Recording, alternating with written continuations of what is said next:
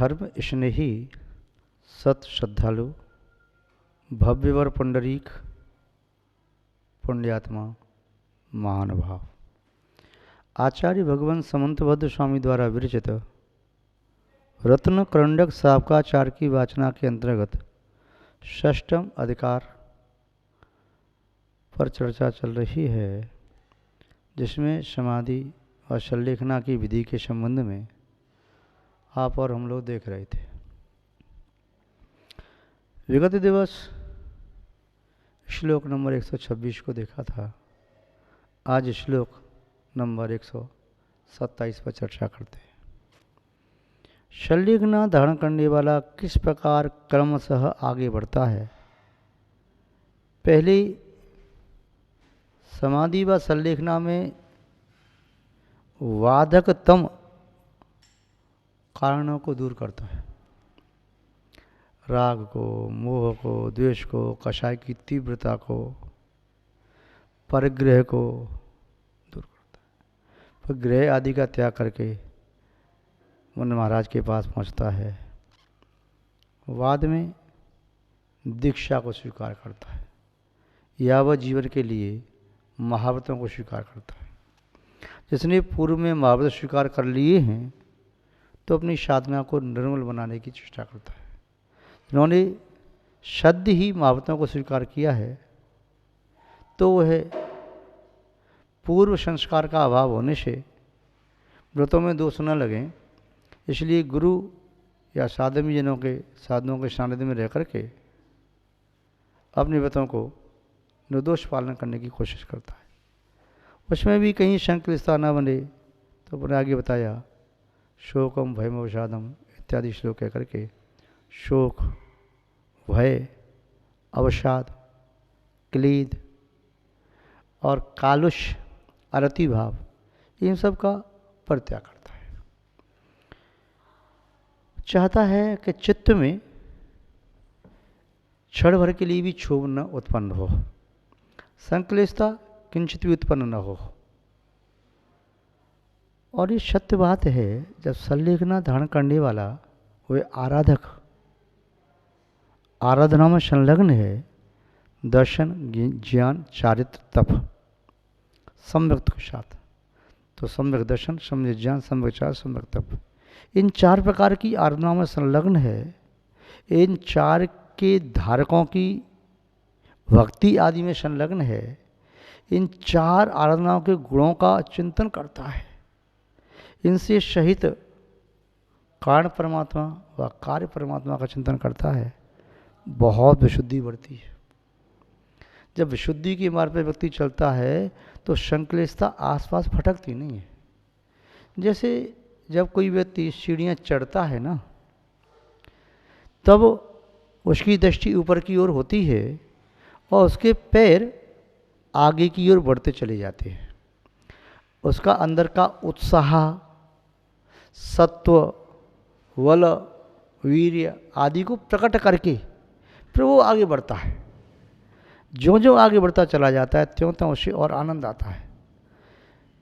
पाप प्रवृत्तियाँ, कषाय भाव, वासनाएं व वेदनाएं उसे दूर होती चली जाती है। उस आत्मा को पकड़ना भी चाहें तो पकड़ नहीं पाती हैं।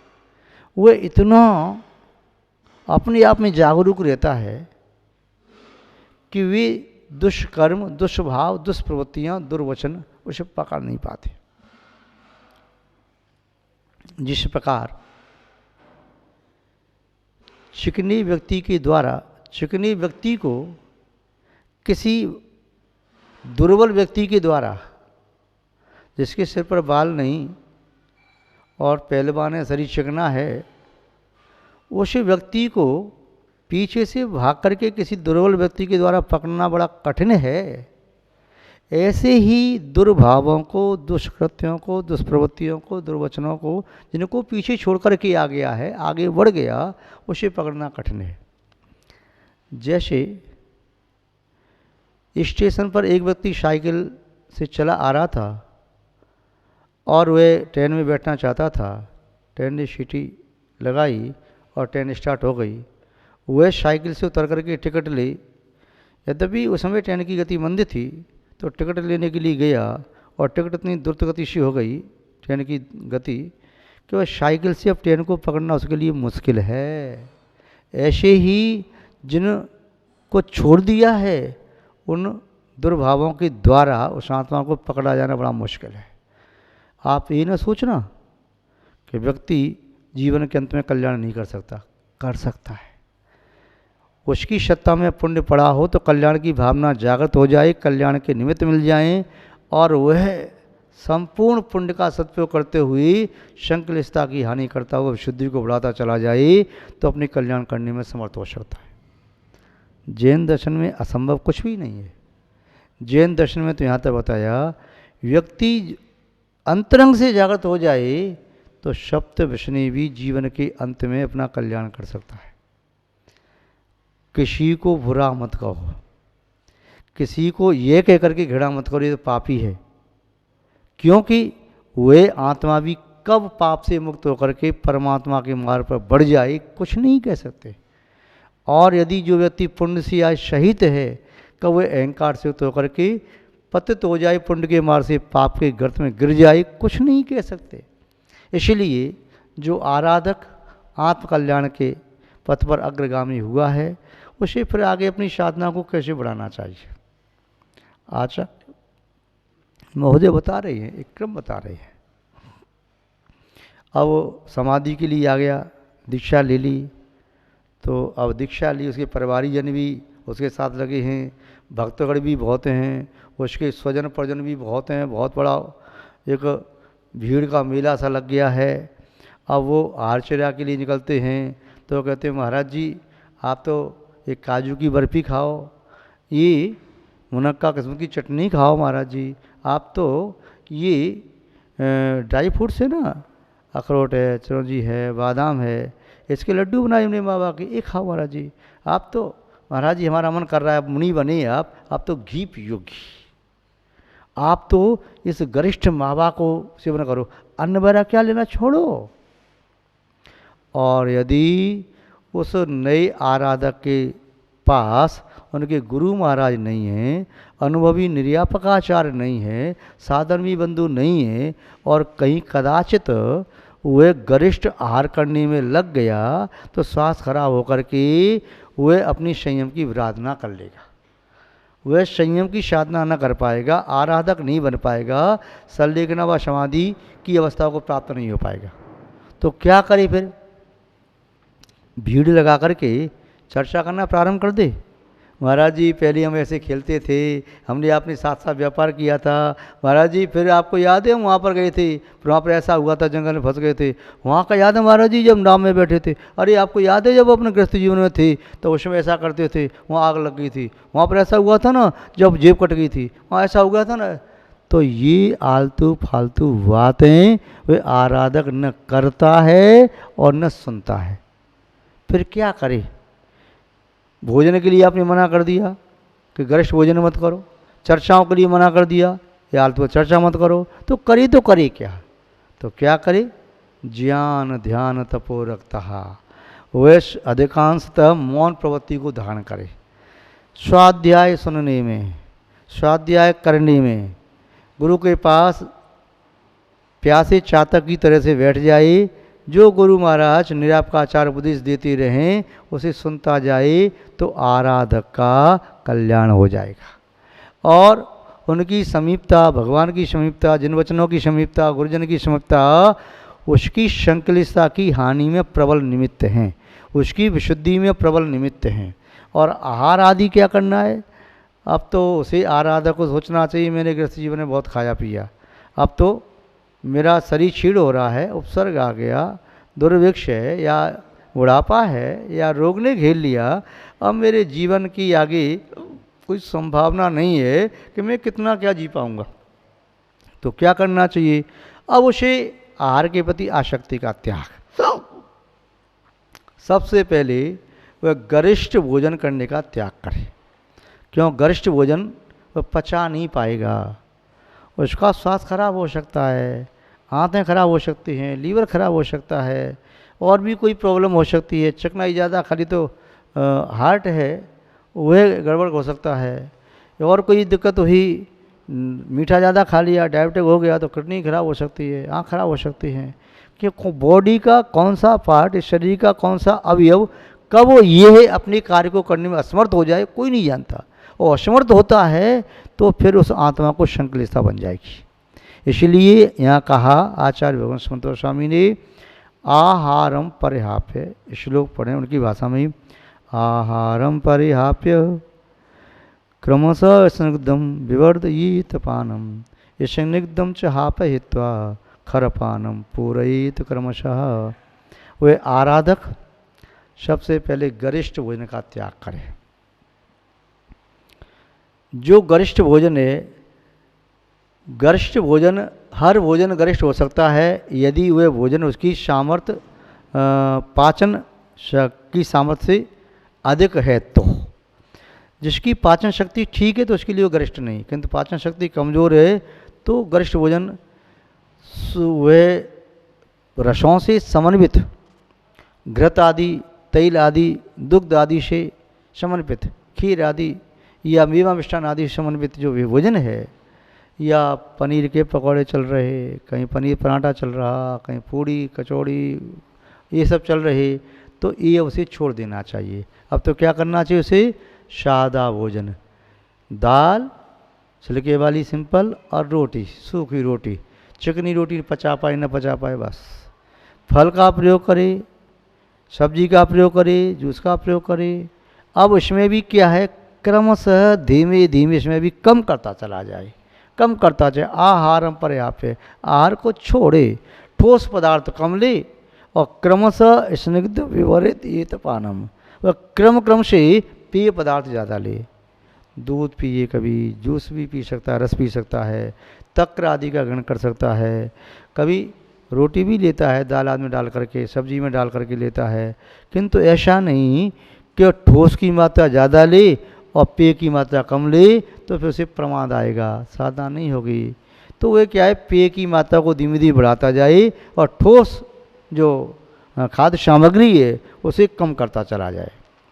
तो वे आहारम पर्याप्य, आहार को छोड़ करके क्रमशः, एक साथ नहीं, आचार्य महोदय क्या कह रही हैं, क्रमशः आहार को छोड़े, ठोस आहार को धीमे धीमे कम करता चला जाए और पेय पदार्थ को धीमे धीमे बढ़ाता चला जाए। ऐसा नहीं एक साथ हमने तो त्याग कर दिया आजीवन के लिए, हम कुछ खाएंगे नहीं पिएंगे नहीं, ऐसे त्याग करना नहीं होता। हमारे गुरु महाराज पूज्य आचार्य शिवदानंद जी महाराज बहुत अनुभवी निरापकाचार्य थे।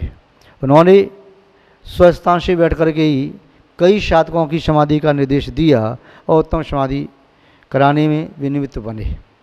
और उन्होंने अपनी भी समाधि बड़ी अच्छी तरह से की, क्रम से त्याग किया। वो कितने समय वर्षों से अभ्यास करते चले जा रहे थे, अभ्यास करते चले जाते गुप्त रूप में, मौन साधना, उपदेश आदि देना से छोड़ दिया, ध्यान ज़्यादा लगाना, वार्तालाप से कुछ नहीं, एकांत में रहना, और शनै शनै खाद्य पदार्थों त्याग करते करते करते करते अंत में कितने दिनों से पेय पानी आदि लेते चले जा रहे थे। बाद में उन्होंने 3 दिन की हमसे लेखना लेकर के अपने पार्थिव शरीर का परित्याग कर दिया था। तो यहाँ बताया कि आहारम पर्याप्य, खाद्य सामग्री, स्वाद सामग्री और लेय सामग्री इनको धीमे धीमे घटाता जाए। फिर क्रमशः स्निग्धम, पेय सामग्री को बढ़ाए, क्रमशः स्निग्धम विवर्ध ये तो पानम, और उसकी वृद्धि करते जाए। पान पदार्थ, पानक जो हैं उन्हें बढ़ाता जाए। वह एक साथ छोड़े नहीं, शरीर में जल तत्व की मात्रा कम नहीं होना चाहिए, नहीं तो आकुलता बनेगी, संक्लेशता बनेगी। तो जल तो एंड तक वह जल है, तक्र है, खरपान है, इमली का पानी आदि है, माड़ है चावल का इत्यादि वो चीज़ लेता जाता है। वही आचार्य महोदय कह रहे हैं, इस निग्धम च हापेत्वा। पहले तो बताया कि ठोस आहार को क्रम से कम करता जाए और तल पदार्थों को क्रम से बढ़ाता चला जाए। जैसे माना कि पहले दाल लेता तो गाढ़ी दाल लेता था, उड़द की दाल बहुत गाढ़ी, घी डाल करके ऐसे लेता। उड़द की चंदिया भी खा रहा, उड़द के कहने में और कुछ आइटम बनवा करके ठरूला बड़ा बना के खा रहा, गरिष्ठ भोजन कर रहा, तो हम पकौड़ी वकौड़ी खा रहा। किंतु बाद में अब तो भैया उड़द की दाल भी छोड़ो, मूँग की दाल पर आ जाओ, उसमें भी पानी ज़्यादा, मूँग की दाल कम, थोड़े बहुत चावल कहीं पड़े हों। तो इस प्रकार से वो एक क्रम क्रम से, तो उससे क्या होता है, आप सोच रहे होंगे इसे त्याग क्यों कराना। देखो सत्य बात यह है, जब सात्विक भोजन किया जाता है तब निस्संदेह परिणामों में निर्मलता आती है और नीरसता आती है, राग और द्वेष मंद होने लगती है, कषाय मंद होने लगती है। फिर आचार्य महोदय कह रही हैं, इस निगदम च हापेत्वा, अब जो स्निग्ध पदार्थ थे, पेय थे, पानक जितने भी थे, उनको भी क्रम क्रम से छोड़ करके, एक साथ नहीं, क्रमशः, क्रमशः शब्द का उपयोग यहाँ भी करना है वहाँ भी करना है। तो क्रमशः हापेत्वा छोड़ करके फिर क्या करे, खरपानम पूरित क्रमशः, फिर वह क्रमशः खरपान के द्वारा, खरपान का अर्थ होता है इमली का खट्टा पानी है या चावल का माड़ आदि है या पतली छाछ है, उसको ले, कभी सादा पानी है जो उष्णोदकम गर्म किया हुआ जल, उसको ग्रहण करता है।